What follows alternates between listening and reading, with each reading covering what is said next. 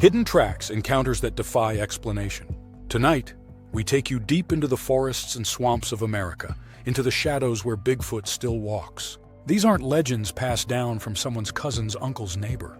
These are first-hand encounters, raw, chilling, and unexplainable.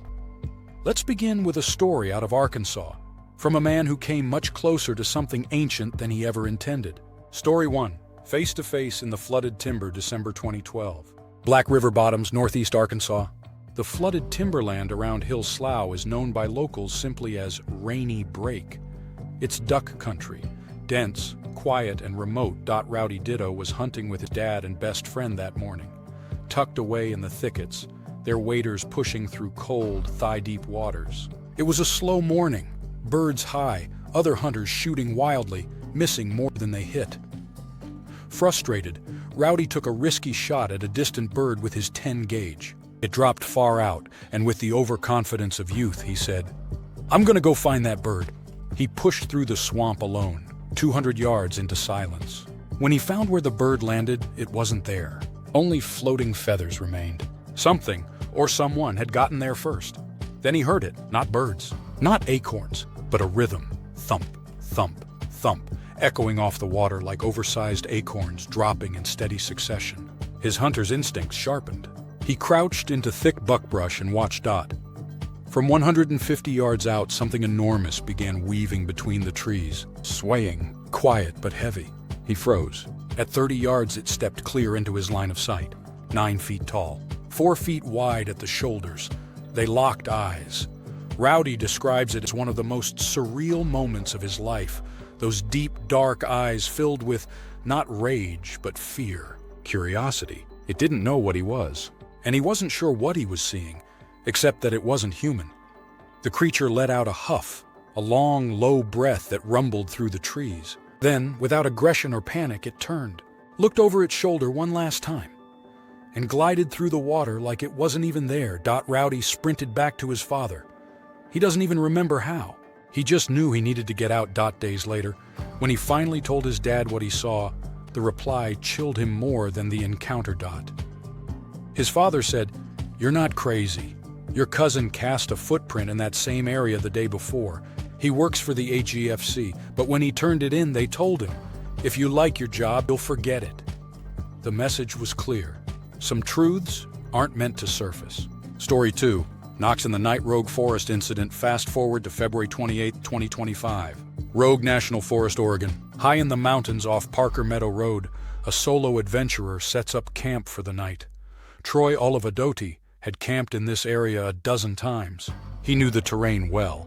After a meal and some quiet reflection by the fire, he turned in early, his tent tucked in a clearing under the stars. At 11:52 p.m., he woke suddenly.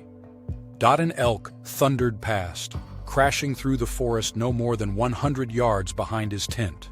He wasn't alarmed, he'd heard elk run before. But in the stillness after it passed, something felt off. Then it began.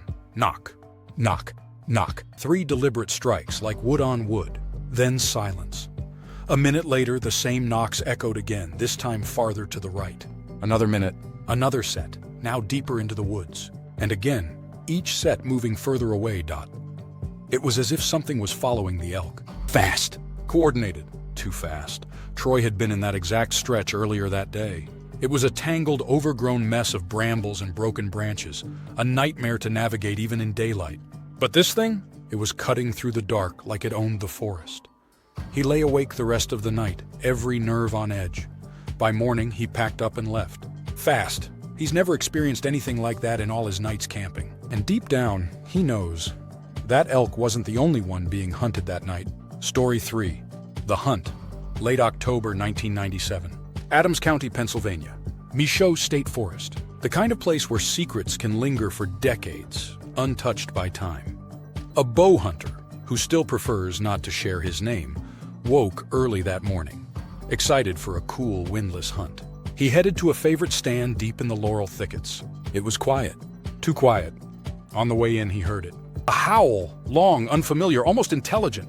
Not a dog, not a coyote. But he pushed on, telling himself it was just the wind playing tricks.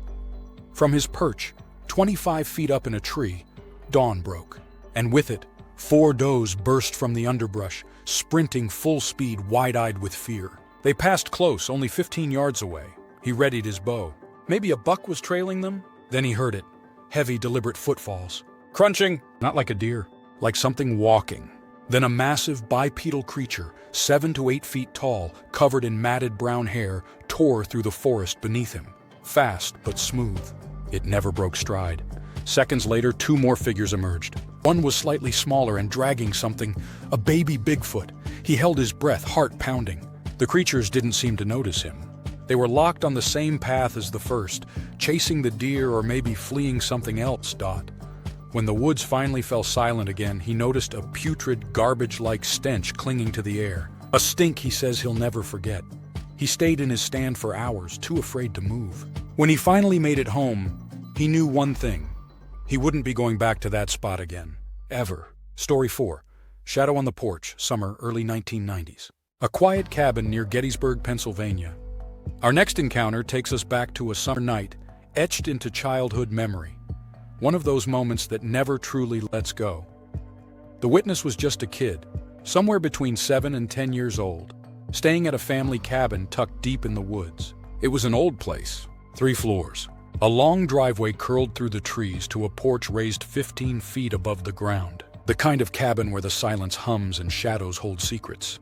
It was around 10 p.m. Everyone else was asleep. The boy lay in a front room near the porch.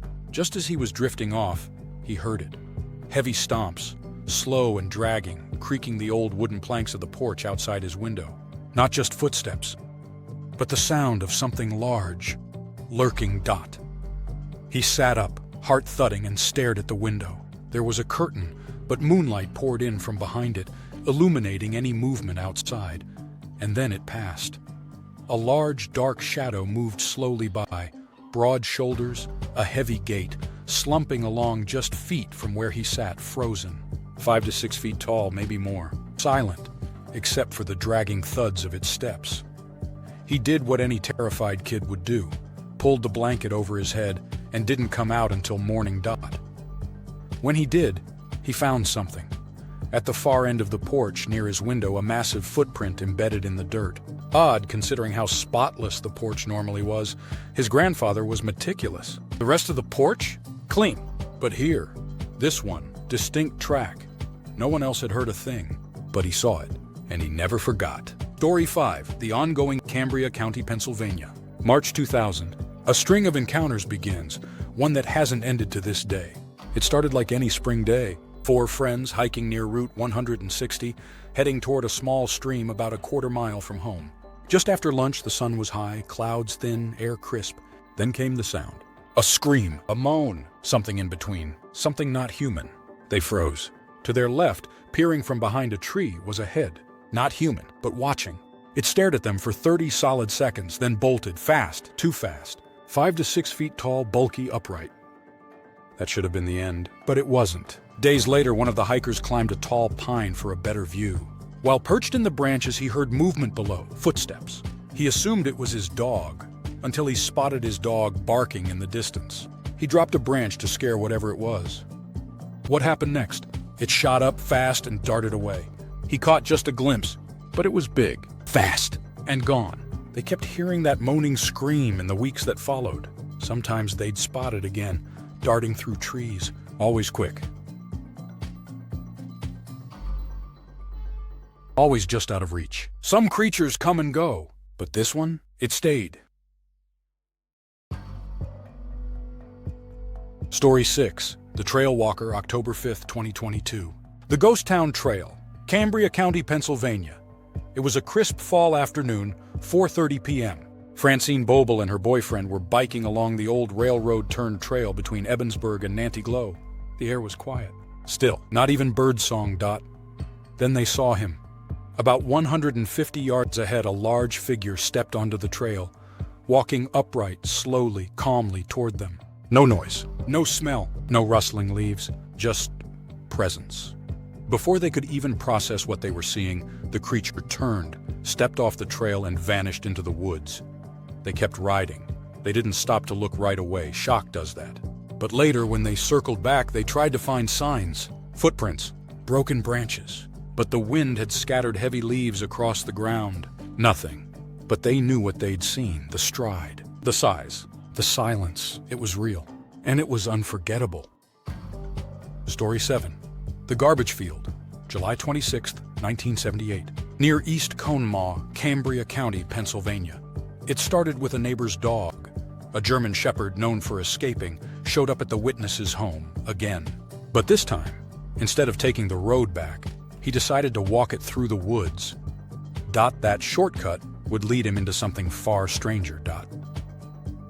He and the dog hiked through a trail, down a slope, and into a clearing beside a farmer's field.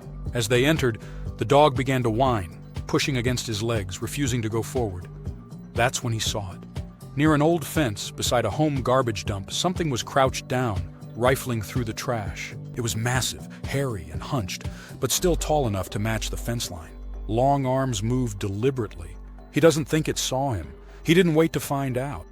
He and the dog turned and took the long way home, fast, and it wasn't the only encounter. In the months and years around that sighting, others claimed to hear howls, see shadows. One night, something even blocked out a window, tall enough that only its chest and up was visible. Red eyes, glowing, watching. Some places are touched by something, and some never stop whispering about it. Story 8, Fishing Alone, July 15, 2000. Bakerton Reservoir, Pennsylvania. She loved fishing, especially at night. Her husband was out of town, but she wasn't going to miss the evening bite. Around 1 a.m., sitting on the breast of the dam, the fish were hitting, and the night was calm. Until it wasn't. She heard footsteps coming up the dirt road behind her. Curious, she turned with her flashlight to see who it was. Only it wasn't a who. It was a what?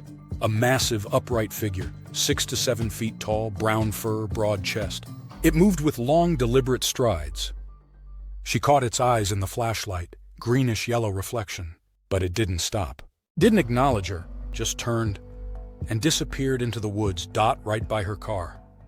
Trapped between a drop to the water and a 20-foot fall behind her, she froze, then waited, then ran, quietly, back to her vehicle, packed up her gear, and left. She hasn't fished alone at night since. People laughed. They joked, called her crazy. But she knows what she saw. And once you see it, you never forget. Story 9. The Thing in the Strip Mines, February 27, 2007. Just outside Coppell, Pennsylvania, Beaver County.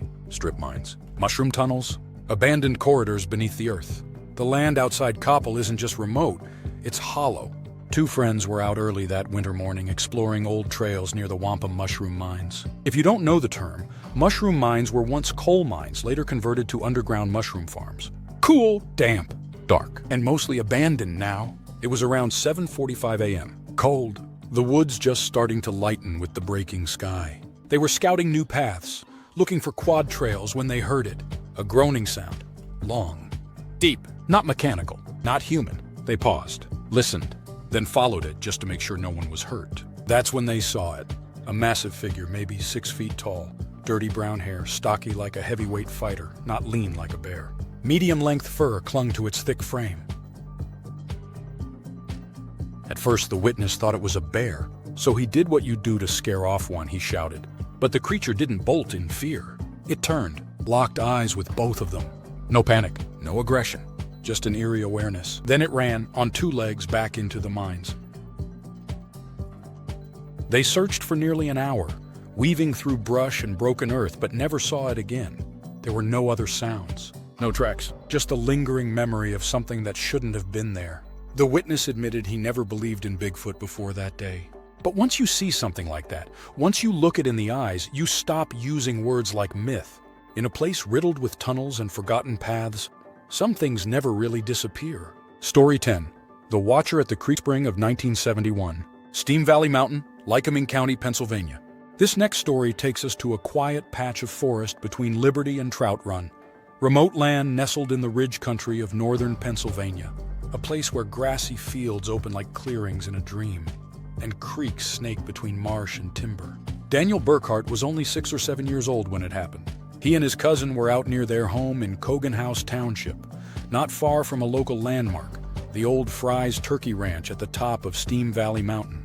They were young, outdoorsy kids, always in the woods, always building, fishing, riding.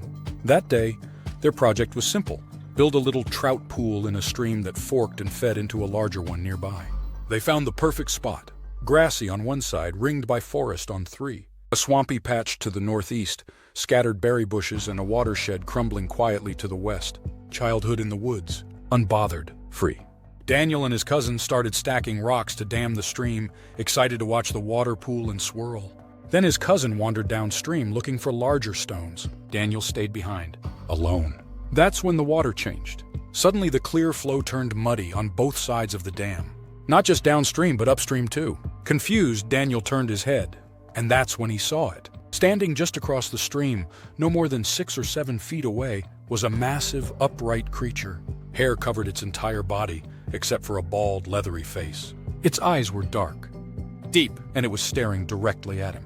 It didn't growl, didn't move. It just stood, watching. Daniel was frozen, trapped by fear, locked in place, unable to breathe or scream.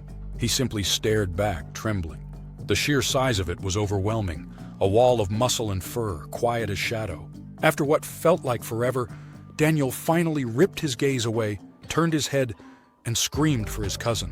When he looked back, it was gone. No noise, no crash through brush, just vanished. The boys didn't stay to investigate. They ran. They told Daniel's mother, but she didn't believe them. She refused to take them back out there even when he begged her, crying and pleading for a rifle in hand. Years passed, but Daniel never forgot. He still remembers how quiet it was for something so big, how unnatural its stillness felt. And he still believes that if this creature is ever captured, it shouldn't be with a bullet, but with a camera. Or maybe not at all.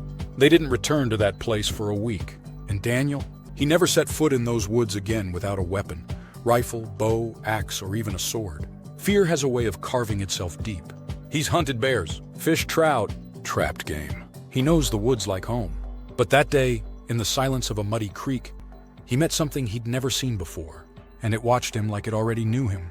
Across decades and counties, these stories all share one thing: a brief, breathless moment where reality slipped, and something else stepped in. Whatever walks the woods of Pennsylvania and beyond is still out there, watching, waiting. Thanks for joining us for another episode of Hidden Tracks. Stay aware, stay brave. And if you hear something following you in the forest, don't turn around.